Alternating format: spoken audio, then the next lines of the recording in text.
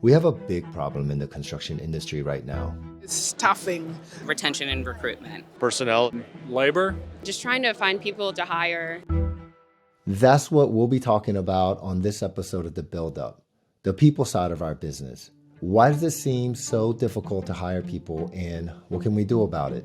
To tackle this issue, we headed straight to the source. We went to the Virginia Tech Senior Capstone Day for the Myers-Lawson School of Construction. Industry board members like me come and give feedback to the students on their capstone presentation, right as they're about to graduate and head into the workforce. While we were there, I interviewed students and industry members about how they're feeling about the labor market and what they think we should be doing differently. Before we headed home, I got to sit down with Steve Daves. Steve is on the advisory board of the School of Construction, along with being an adjunct professor and a student mentor. And he still finds time to do his day job serving as the president of R.W. Murray Construction. I got to hear his perspective as an employer that's navigating these hiring struggles and as someone who's tuned into the headspace of incoming professionals to the industry. Steve shared his take on what the root of the staffing problem is, and spoiler alert, it has nothing to do with the pandemic.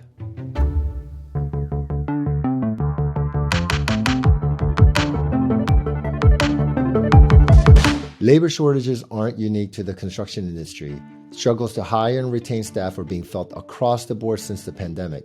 But those shortages are more drastic in construction than in almost any other sector. There was an estimated 650,000 worker shortage in 2022. So why is construction being hit so hard? And when did the problem really start? I don't think that's a new problem for the construction industry. We've had challenges in the labor component for years. Construction has had difficulty recovering workforce losses from the Great Recession, where massive layoffs prompted by the housing crash caused many to exit the industry, never to return. Unlike other industries, though, who are now seeing hiring slowdowns and layoffs as another recession looms, demand for construction professionals is about to increase dramatically with the passage of the bipartisan infrastructure law. An estimated 3.2 million additional jobs will be needed in non-residential construction in the next decade. Those roles will span the industry from skilled labor to management. Meanwhile, the current U.S. construction workforce is disproportionately older, since older, more experienced professionals were the ones who kept their jobs through the last recession. That means 40% of the current workforce is expected to retire in the next 10 years. Okay, this all sounds pretty bleak. So how did it get this bad? To really understand why we can't seem to find enough people to hire in spite of the vast demand, you have to back up. I think the misconception is that it's just a group of truly men, and they're not all men, building the building. uneducated blue-collar workers. Holding a clipboard, wearing a hard hat, or carrying a hammer and pounding in nails all day. When you drive by and you see a construction site, it's dirty, there's a lot of stuff going on, and it's confusing, and you think about safety. We have a brand issue, right? Most people think of construction as you're out hammering nails, you're digging ditches, and if you get involved in that, that's all you're ever going to be doing. Do I want to be involved with that? And if you have children, do I want my children involved in that? We're not what kids want to be when they grow up. You may be thinking, so what? It may seem insignificant to be hung up on why middle schoolers would rather be YouTubers than general contractors, but that actually points to a much deeper problem.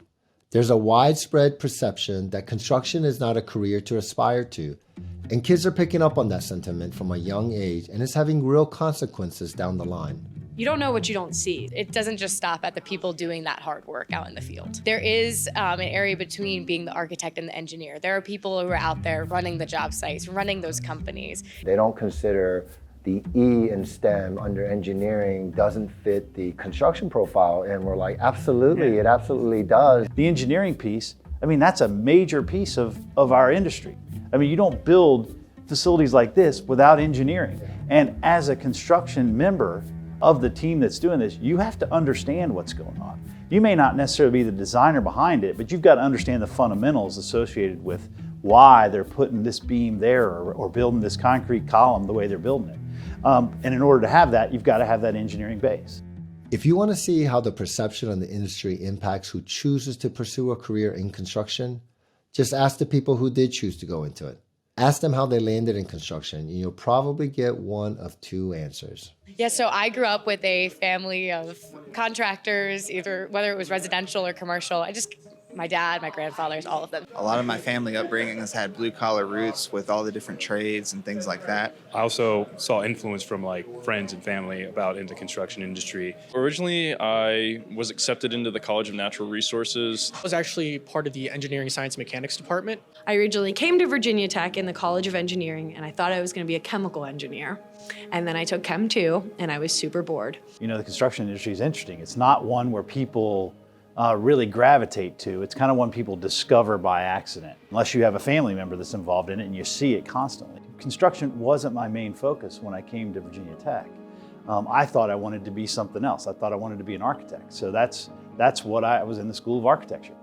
And after I realized that that really wasn't what I wanted to do, I kind of started fumbling around a little bit and discovered construction, the building construction program.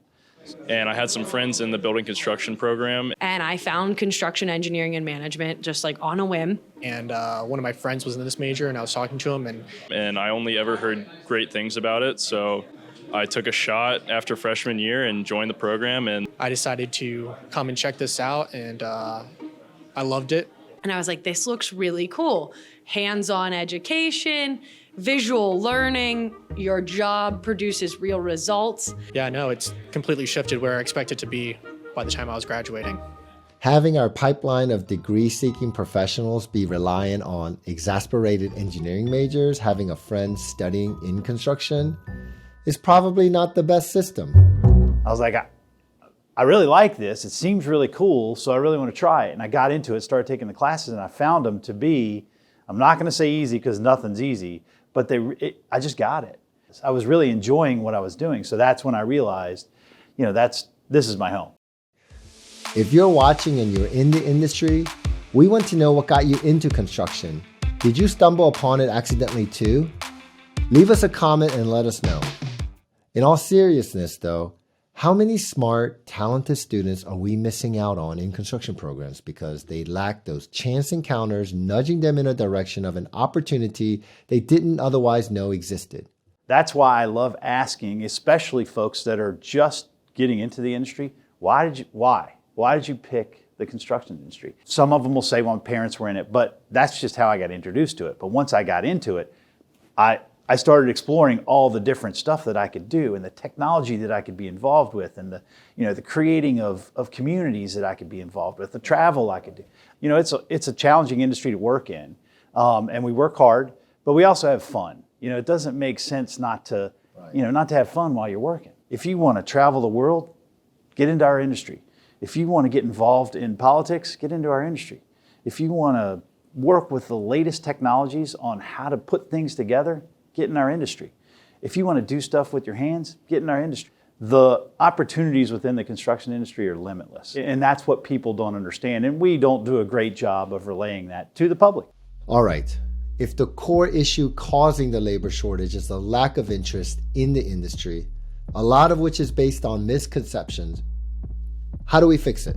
Well, I think it's a matter of getting out and getting into the public and getting into our educational system earlier and educating parents and students about the exciting opportunities. It's going to be a grassroots effort, realistically, but I think those of us that have been in the industry for a while can do a better job at it too. No, I think it all starts with, targeting the middle school, high school range, showing them this is an option in the industry. And doing presentations and panel discussions and really just educating the young students about the opportunities that exist and getting them on site. If they can do site visits, if they can tour, whether it's a construction facility or even walk through an office and see what a project manager does on the day-to-day. I think a lot of it would be to talk to people. This is a great way for people to sit down and watch and listen and hear different sides of different stories.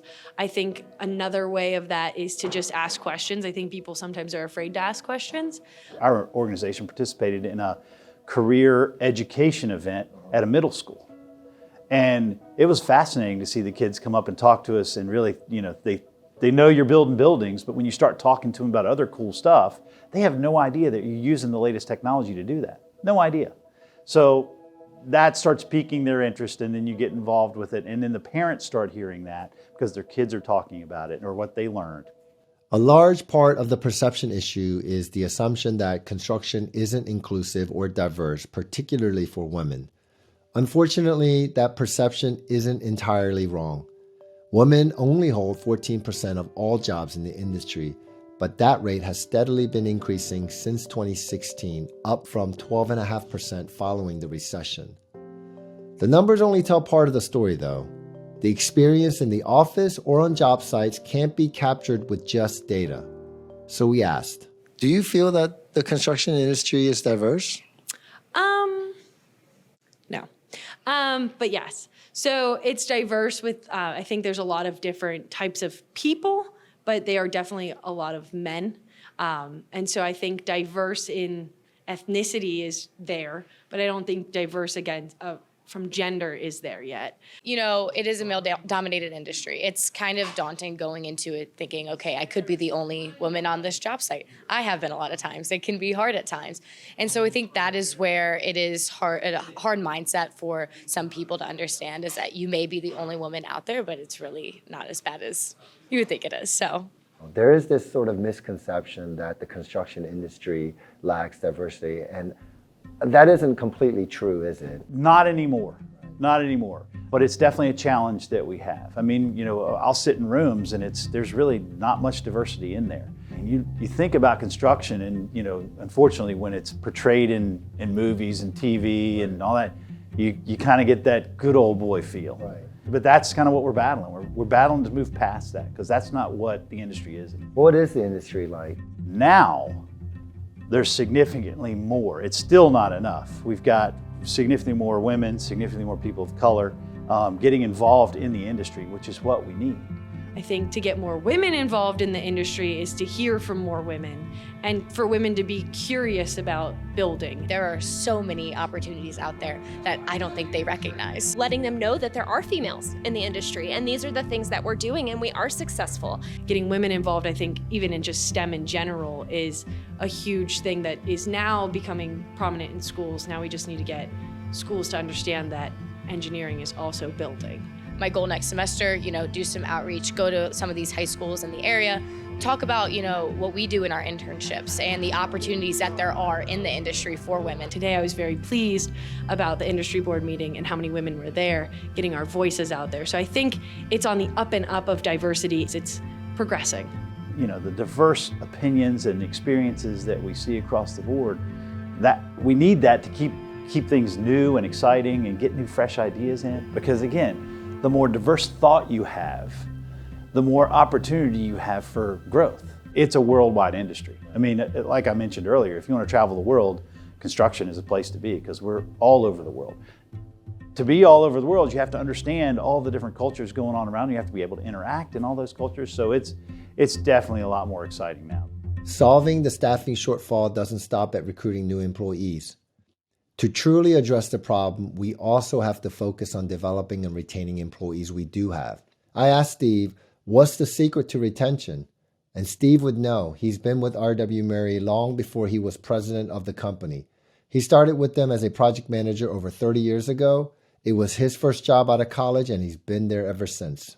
We really established a strong culture at our organization of inclusivity, idea generation, allowing people to make mistakes, grow, all that fun stuff. So you really have to have that type of organization in order to retain folks. Obviously, you have to have competitive salaries and benefits, but if somebody's out there throwing around crazy ideas about salaries and all that kind of fun stuff, usually, not all the time, usually they're the quick hitters or just looking to bring somebody in, and then when that's done, they may or may not keep you. It's really about opportunity and how can somebody really look at that and plan it out over the course of their career. I mean, like I said, I always looked at it as a career. I never looked at it as a job.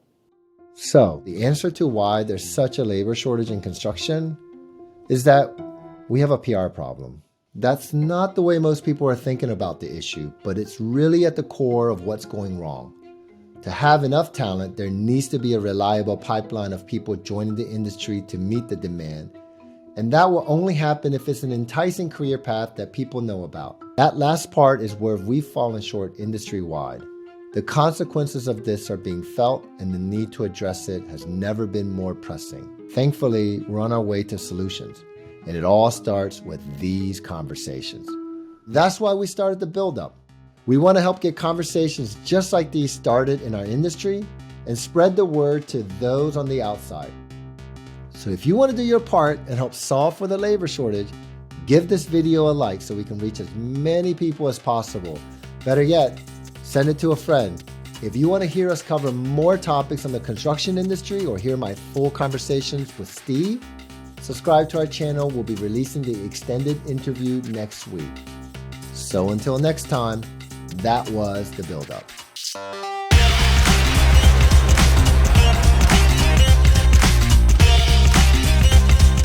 I need like a makeup station right now. I have somebody put powder. Just help me out here, right?